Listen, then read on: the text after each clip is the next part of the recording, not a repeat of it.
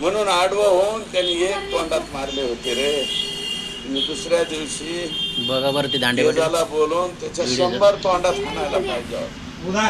100 तोंडाच्या हाणून सोडून द्यायला पाहिजे होता. आमचा सरपंच गप्प बसला असता. पद्धतीने मारला, ज्या निर्घुणतेने मारला त्याच्यात तुम्हाला माफी नाही. करता आली तर सगळ्यांना माझी विनंती, ह्या कुटुंबाला तुम्हाला काय जे पैठणचे जे कोणी प्रमुख मंडळी असेल त्यांच्या वतीनं काय करता तिकडे करा. सोमनाथला सुद्धा करा.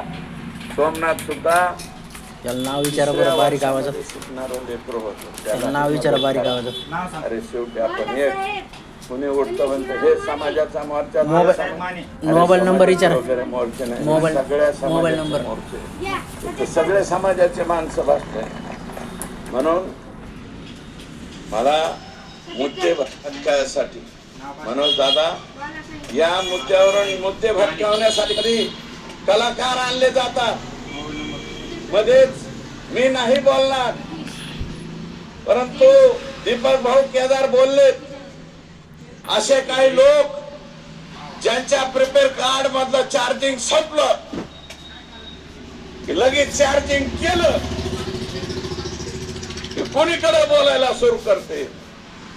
असे प्रिपेअर कार्ड रिचार्ज पुढारी या महाराष्ट्रामध्ये आहे. ते काहीही बोलते. आमच्याकडे फार माहिती. बेला रिसॉर्ट लोणावळा इथं 8-8 दिवस कोण कोणाबरोबर मुक्कामाला होतं ह्याची सुद्धा माहिती माझ्याकडे सुरेल. मी काय सांगायला लागले हा. आणि म्हणून मला अधिकच काही बोलायचं नाही. अरे ज्या गुन्ह्यामध्ये अनिल पाटील, अनिल भोसले पुण्याचा जेलमध्ये, तो गुन्हा आमच्या परळीच्या लोकप्रतिनिधींनी 3दा केलाय. तरी सुद्धा तो मात्र जेलमध्ये 5 वर्ष आणि आमचा लोकप्रतिनिधी मोकळा सुटतो. मला त्याच्यावरती बोलायचं नाही. परंतु हे आता इतने करोड लेके तू जाएगा कहा. मी मुकेश से गाणं ऐकलं होतं, जीना यहाँ मरना यहाँ इसके सिवा जाना कहाँ. कल खेल में हम हो न हो गर्दिश में तारे रहेंगे सदा. असं काहीतरी गाणं. लड़कपन खेल में खोया जवानी नींद भर सोया. इतका माल कमवून काय करायचं. खुदा के पास तो ऐसा जाने का है 3.5 फुट में.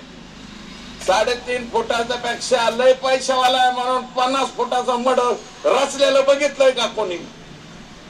नाही ना. अरे 5,000 कोटीची प्रॉपर्टी असणाऱ्याला सुद्धा 3.5 फुटात जावं लागतंय. आणि आमचं गरीब रोज हातावर पोट आहे त्याला सुद्धा 3.5 फुटातच घाल. आका तुला एवढं कमवायची गरज काय होती रे. आणि एवढं करून आमचं लेकरू मारलं का तू. कशासाठी मारलं. ज्या पद्धतीने मारलंय. व्हिडिओ शूटिंग काढली, पाणी मागितलं तर दुसरंच काहीतरी तोंडात टाकलंय. हे इतकं बेकार पद्धतीने तुम्ही मारलंय. तितक्याच बेकार पद्धतीने जल्लाद ज्यावेळेस तुम्हाला फाशी देईल त्यावेळेसचा तुमचा चेहरा आम्हाला बघायचा. हे नम्रपणे या ठिकाणी सांगतो. आम्हाला चेहरा बघायचा आहे तुमचा फाशी गेलेल्याचा. प्रतिमोर्चा काढणारांनो कशाचा मोर्चा काढताय याचा तरी भान ठेवा रे.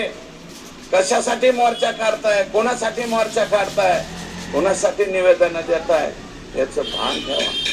कदाचित उद्या तुमच्यावर ही पाळी आल्यावर दुसरं काय म्हणून त्याचं काय. आणि अरे बाजू घ्यायची, मोर्चा काढा, तुमच्या नेत्याबद्दल बोला. पण संतोष देशमुखच्या पत्नीच्या डोळ्यातले अश्रू तुम्हाला का दिसत नाहीत.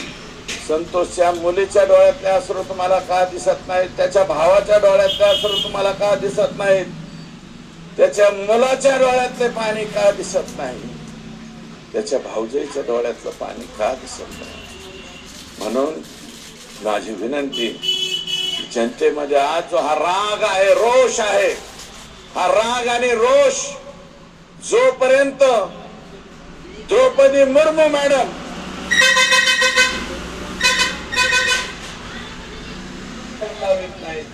तोपर्यंत हा जोश आणि जोर तुमचा माझा सर्वात राहावा टिकावा अशा प्रकारची विनम्र विनंती या ठिकाणी करतो आणि आपली सर्वांची रजा घेतो. जय हिंद, जय महाराष्ट्र.